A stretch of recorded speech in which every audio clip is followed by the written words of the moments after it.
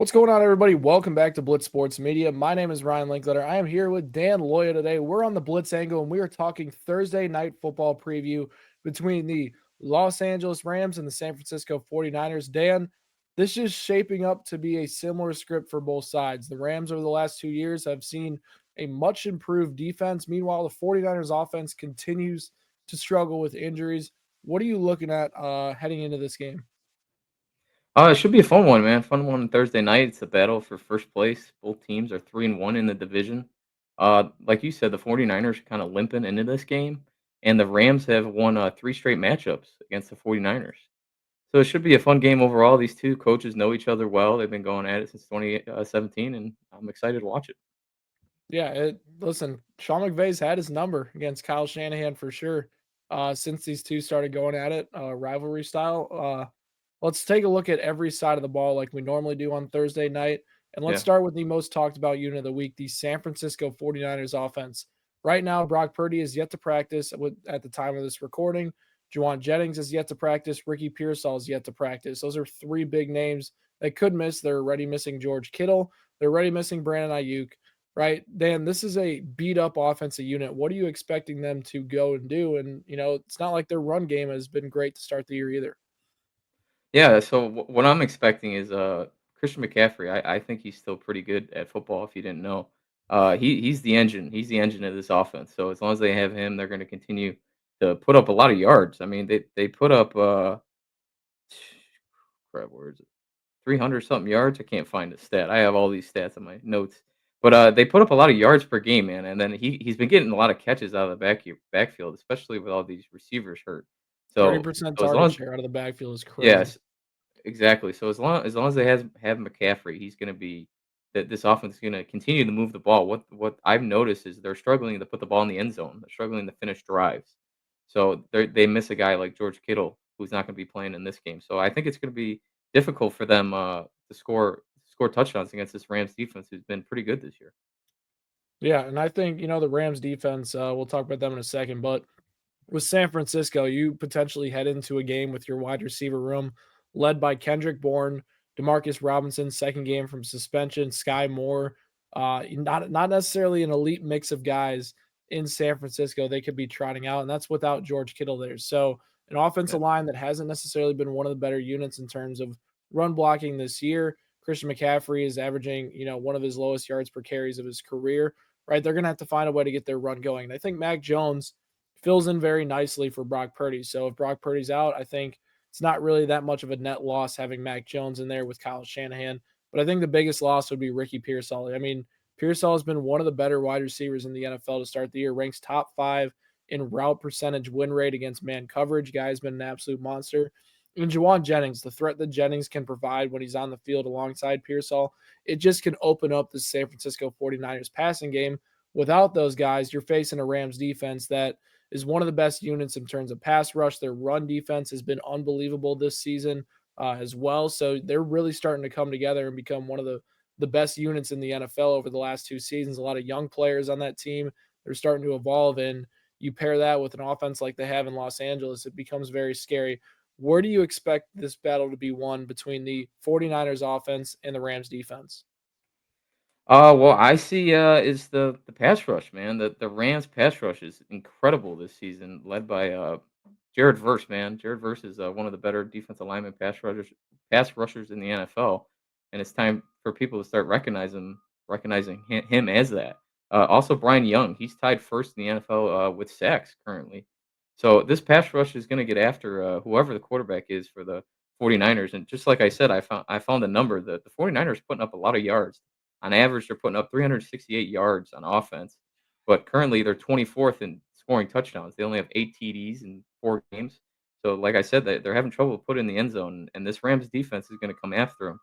They're seventh in EPA per pass allowed, 17 versus the run. They only give up 20 points per game. So, and they only allowed 7 touchdowns on the year. So, this is going to be a tough matchup for the 49ers offense. Yeah, 100%. I'm going to go a little bit different of a route, but it's going to be the Rams run defense against the 49ers run offense. Like I mentioned, like if those receivers are out, and they likely will be, right, they're going to have to rely on Christian McCaffrey a ton. And that's going to Yeah. be a challenge for this front to go against a very good run defense when they've struggled all season.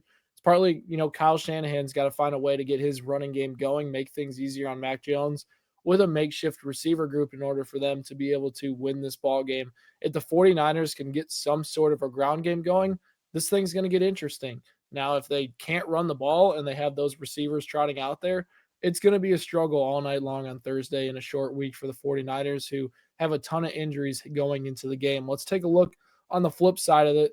The Rams offense, they have two of the better receivers in the NFL in Puka Nacua, Devontae Adams. Tell me what that does to a defense. Yeah, well, I'll start with Puka, man. Puka's been incredible. He's first in the NFL with 42 receptions, 503 receiving yards. His also his target share I got is he's being targeted at 42.4% of his time of his routes. So I mean, Stafford's just continuing to feed him the ball, man. Puka's been incredible so far this year. Yeah, I think Stafford should have a great day on Thursday. I mean, this 49ers defense, another key I notice is they're having trouble getting to the quarterback. They're 26 in quarterback pressures on the year. They only had 5 sacks. Okay, but they just lost Bosa. Nick Yep. Bosa, he's out for the season. He's accounted for 2 of those sacks. So they're looking for somebody to step up, and I don't think they're going to find it on a short week. So that they can't get after the passer. Stafford's going to have time to throw on Thursday, and he should be able to dice up the secondary. Yeah, they're a team that I could see trying to add a pass rusher at the deadline on Yeah. San Francisco's side of things. I mean, since Nick Bosa went out 6 quarters ago, their defense has been good, but it feels like they're missing in that pass rush element that they had. And, with Nick Bosa, this is a top unit in the NFL. Without Nick Bosa, it's a good unit, but there's definitely ways to exploit the 49ers defense. They don't have the strongest secondary in the world, and without an elite pass rush, that's not a bad I mean, that's not a good thing to have on the defense side of the ball. Their run defense struggled last week, but I think they'll be fine in terms of how they perform long term. But lacking the pass rush allows an offense like the Rams, who already get the ball out incredibly quick, design more plays down the field, potentially a guy like Tutu Atwell finding a way to get in the end zone, a player like that. Jordan Whittington, two guys that we see run deeper routes, maybe more shot plays overall. On the Ram side of things and the offensive side of the ball, I mean, I want to see some of those shot plays. They're really good at methodically moving down the field, great volume to Puka, Devontae Adams. I want to see this offense open up, and I want to see a little bit more of a vertical attack from this group and see if they can be a little bit more explosive on a per play basis instead of trying to maintain and sustain drives. I feel like if they do that and they can add an explosive element to this offense, they're one of the best units in the NFL. And I want to see Kyron Williams get going. It hasn't necessarily been a Kyron Williams type year so far to open the season, and Williams hasn't been super efficient and effective, especially around the red area as well. So I want to see Kyron Williams get going as well. Where do you think the battle is won on both sides of things? Just like I said, I think you want me to talk about the run game or pass game? Whatever you want. Where do you think the Okay. X factor Yeah, lies? no, I think, like you said, I think Stafford's gonna be able to throw deep because the 49ers can't get after the quarterback right now. They really miss Bosa. Their rookie, Michael Williams, he was drafted in the first round this past year. He's only accounted for 6 pressures, 0 sacks. So, I don't think they're gonna be able to get after Stafford. They're gonna have a lot of trouble. Stafford's gonna have a lot of time to throw, and they're currently 8th in the NFL EPA for, passing. So and Stafford's playing, at an elite level. I mean, yeah, he kinda joked around on McAfee this week, and he said, "My clone's having a great 4 weeks," and he's dealing with the Puka. So he's having a lot of fun saying with his clone as well, 'cause, Stafford's playing elite right now. He looks healthy, and, he's still one of the top quarterbacks in the league. Yeah, Stafford, the back issues in the preseason were Yeah. a little bit overhyped. As you can For see, real. Stafford looks great. Devontae Adams around the red zone is basically unstoppable right now. I think the 49ers, if they are able to negate Devontae Adams in the red zone, all right, and try to, see what happens besides that, the Rams just have so many answers like Kyron Williams. Puka Nacua hasn't even been significantly involved in the red zone despite his insane target share, right? The Rams just have so many avenues to beat you, and without a pass rush, feels like it's going to be very tough for the San Francisco 49ers team to make up for it. I think if the 49ers are going to do it, they have to be able to rush the passer. And obviously, it's a division game. Yeah. It's going to be a lot closer than people think. Uh, Dan, let's make your pick right now. I think we're gonna have a similar pick, but who are you going with and what score? Yeah, I'm gonna go with the Rams. I think I mean they're favored by a lot of points right now, but I just think they're the healthier team. They're rolling. They had a chance to be undefeated if a kick didn't get blocked in Philadelphia. So I think they're the better team on Thursday night. The 49ers are dealing with a lot of injuries. I think they're gonna put up at least 30.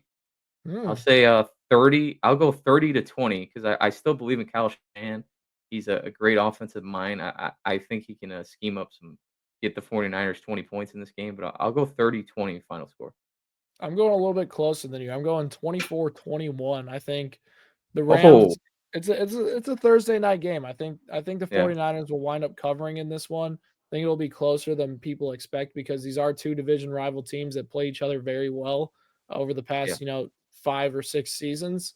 I think that, depending on who the 49ers have in and out, the spread is going to increase even more. But if it's just Brock Purdy and, Mac Jones has Jawan Jennings and Ricky Pearsall available, I kind of like the 49ers to cover. I think the Rams do a good job of, being very good on offense, but there's times where it just feels like they leave points on the board at times. And I want to see the Rams just go for kill shots in these games instead of having teams hang around, move the ball, get 2 first downs, and then stall out like that. But I think this is going to be a good game.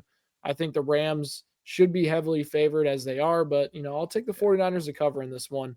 Dan, if you had two best bets, let's just say two players you want a touchdown or any yard props, who are you looking at? Who do you think's gonna have a nice day? Oh well, I mean, obviously Puka, man, continue to ride the hot train. Like I said, he's leading the NFL in receiving yards right now. I know he's not scoring, but they're going to continue to feed him on Thursday night. Man, touchdowns, and then I'll say McCaffrey too on the other side of the ball. I'll give you a 49ers pick. They're gonna continue to feed McCaffrey. I mean, there was a time that he scored, like, how many straight games? 26 or A something? There ton. was, like, Yeah, a it was a ton. yeah, I so as long as the 49ers have him, they're gonna give him the ball a ton. He always finds a way to the end zone, so give me a McCaffrey, anytime touchdown, and then give me over receiving yards for Puka. Bang. All right, I'm gonna go with a Kyron Williams touchdown. And then I'm going to go with Jake Tongs over on his receiving props, whether that's catches or yards. If there is one place to exploit the Rams, and we know that who knows what the wide receiver situation for the 49ers Yeah. will be like, it's that tight end position. The Rams have not been great against tight ends, so I kind of like that matchup there. I think he could potentially hit on some overs in that battle. All in all, though, guys, really appreciate you guys tuning into this episode of the Blitz Angle. Me and Dan will catch you guys next time on Blitz Sports Media.